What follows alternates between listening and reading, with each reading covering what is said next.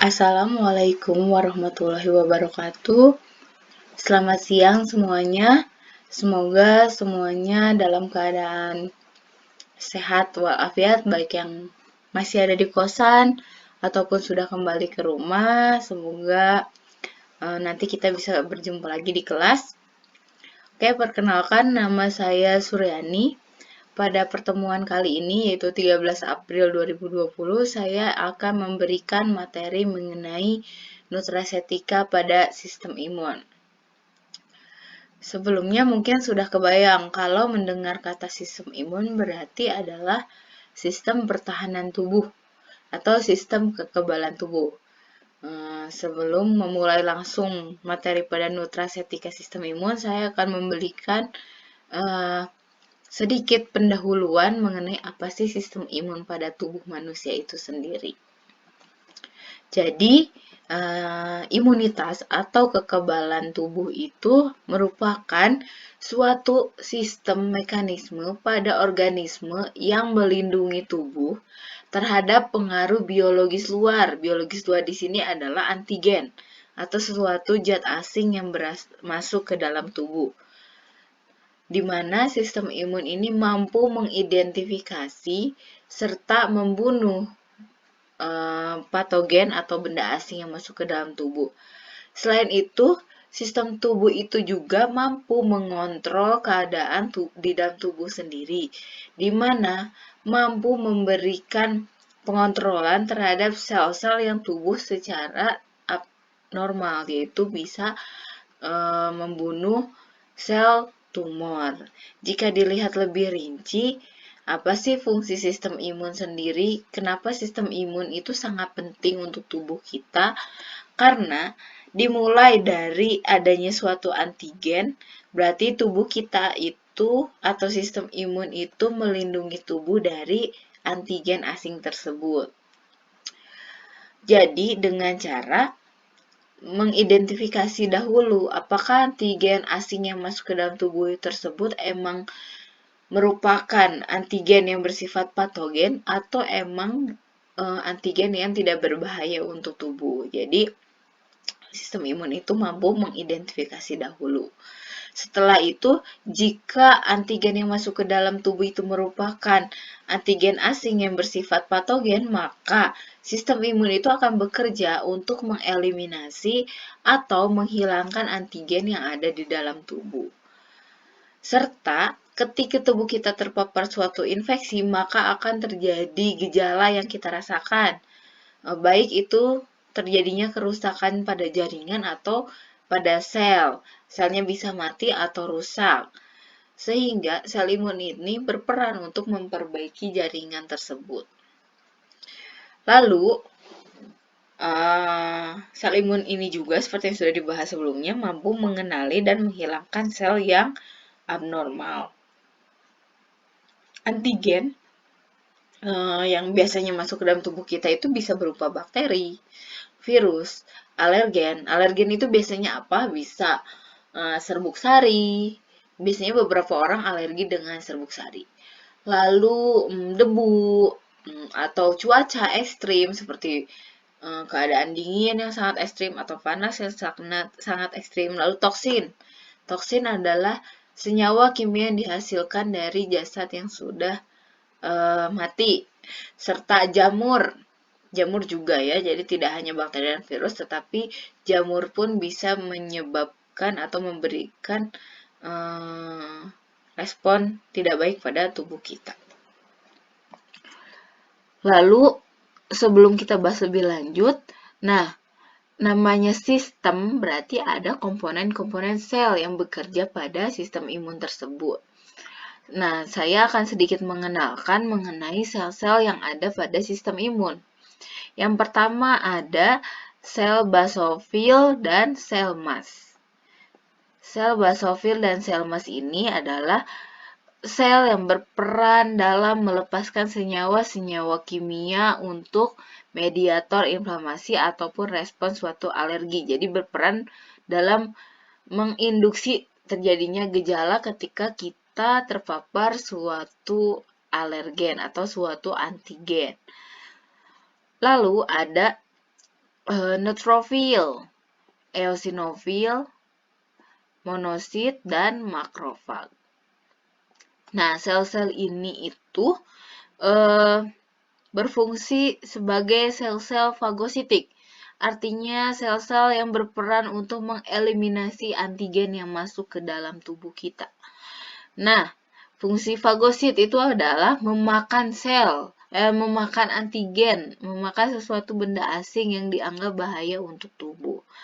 Lalu ada komponen lainnya yaitu limfosit dan sel plasma. Terdiri dari apa aja? Limfosit dan sel plasma itu ada sel B, sel T, dan juga NK sel, lalu sel T helper, sel T sitotoksik. Ya, di sini lebih berperan pada sistem imun adaptif atau sistem imun spesifik. Fungsinya untuk apa sih sel B sel T ini? Dia berfungsi untuk memproduksi antibodi. Jadi ketika tubuh kita terpapar oleh suatu antigen pertama kali, yang berperan adalah sistem imun bawaan untuk mengeliminasi. Nah, selanjutnya sistem imun adaptif akan membentuk suatu antigen sehingga ketika tubuh kita terpapar oleh antigen yang sama untuk kedua kalinya responnya akan lebih cepat. Begitu. Lalu ada sel dendritik. Sel dendritik itu adalah atau sering disebut juga sel pulau Langerhans. Fungsinya adalah mengenali patogen. Jadi sel yang pertama kali mengidentifikasi si patogen yang masuk ke dalam tubuh.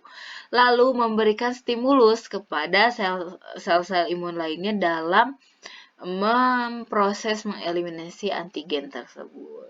Jadi di situ ya macam-macam sel sistem imun dengan fungsinya yang beda-beda.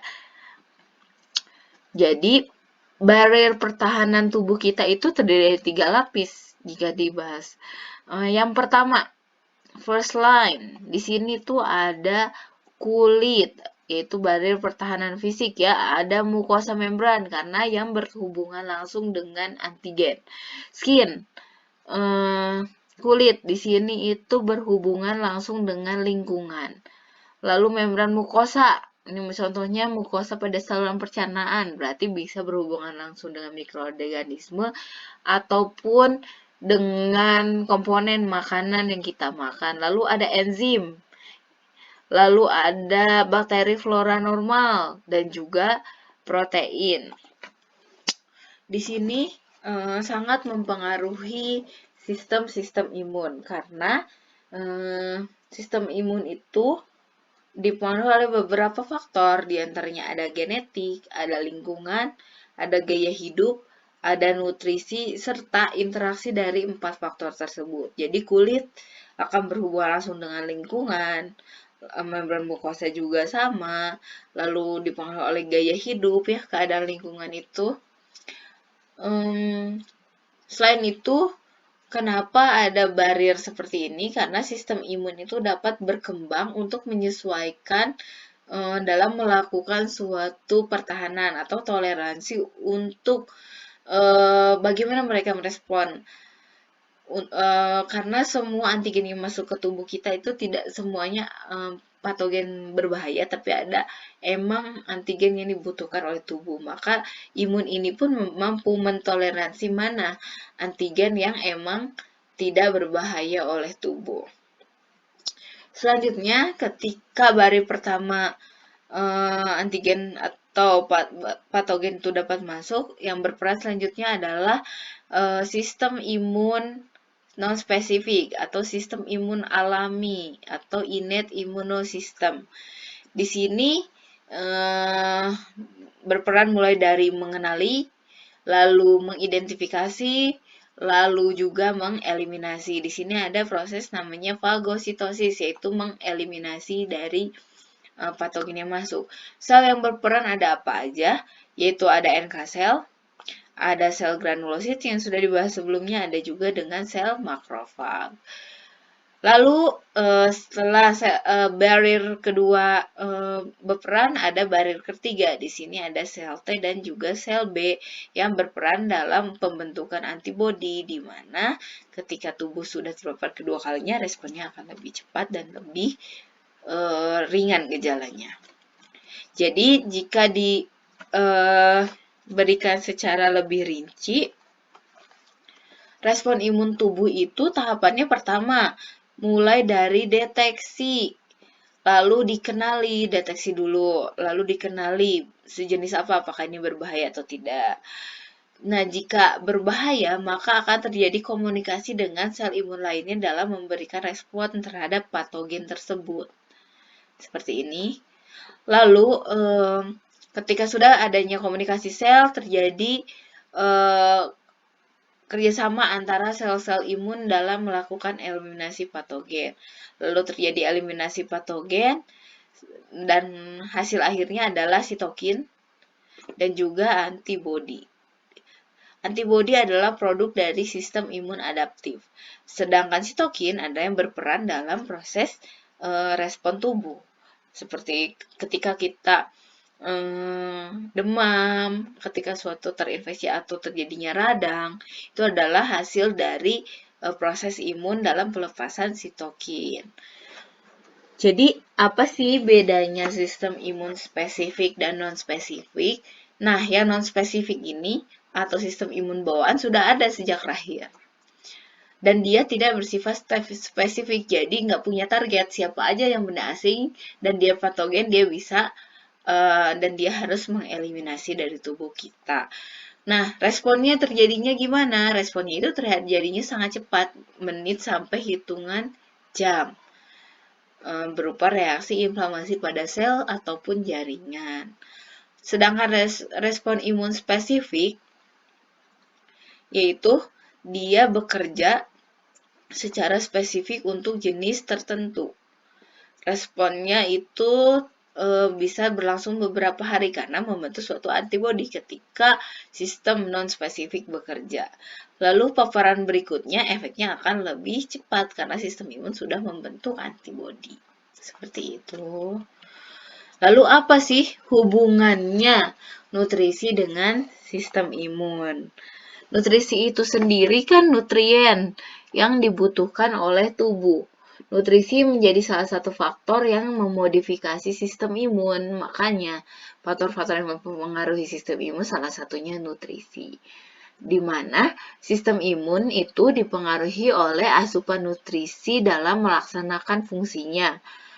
Status nutrisi ini sangat berhubungan erat dengan imunitas dan resistensi tubuh terhadap infeksi. Jadi, ketika nutrisi dalam tubuh tidak seimbang, maka tubuh kita mudah untuk terinfeksi.